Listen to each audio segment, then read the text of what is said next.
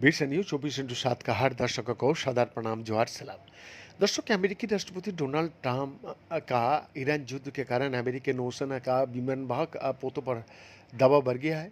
इसी बीच अमेरिका ने पश्चिमी प्रशांत क्षेत्र से अपने आखिरी विमानवाहक युद्धपोत यूएसएस जॉर्ज वाशिंगटन हटा लिया है। ये पोत मिडिल ईस्ट में लंबे वक्त से तनाव था, यानी तैनात यूएसएस अब्राहम लिंकन की जगह लेगा, जहां अमेरिकी नौसैनिक के मानसिक स्वास्थ्य और आपूर्ति से जुड़ी समस्याएं बढ़ रही है। पश्चिमी प्रशांत में अमेरिकी विमान वाहक पोत की अनुपस्थिति से फिलीपींस और जापान जैसे सहयोगियों में बेचैनी है, जबकि चीन इस क्षेत्र में अपना सेना दबदबा दिखाने के लिए लगातार युद्धाभ्यास कर रहा है।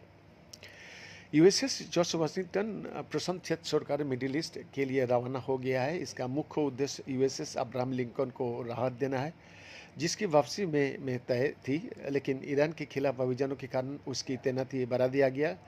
लिंकन ने लगातार समुद्र में 240 से ज़्यादा दिन बिताए हैं। डेमोक्रेटिक संसद जहाज पर रहने की परिस्थितियों और तनाव का जांच की मांग कर रहा है। रणनीतिक विशेषज्ञों के अनुसार अमेरिका का ये कदम मिडिल ईस्ट से बाहर निकलने के उसके पुराने दावे को बिल्कुल विपरीत है। वाशिंगटन अब एशिया प्रशांत के बजाय पश्चिमी गोलार्ध पर ज़्यादा ध्यान दे रहा है। इस अनिश्चयता से प्रशांत क्षेत्र की अमेरिकी सहयोगी देश परेशान हो जाएगा, जबकि बीजिंग इस अमेरिकी ध्यान भटकाव से संतुष्ट दिखाई दे रहा है। हालांकि अमेरिकी नौसेना आने वाली महीने में किसी अन्य पोत का तैनात कर सकती है। विशेषज्ञों का मानना है कि विमानवाहक पोत की गैर मौजूदगी का फायदा उठाकर चीन इस क्षेत्र में अपनी प्रभाव का प्रचार कर रहा है।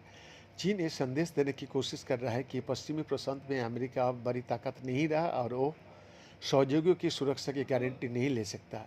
चीन ने इस हफ्ते इंडोनेशिया के साथ नौसैनिक अभ्यास किया और हाल ही में जापान तथा फिलीपींस के साथ विवादित क्षेत्र में आक्रामकता दिखाई दिया है। चीन ने हाल ही में दक्षिण चीन सागर में स्कोरबोरो शोल के पास सेना अभ्यास किया, जिस पर फिलीपींस भी अपना दावा करता है।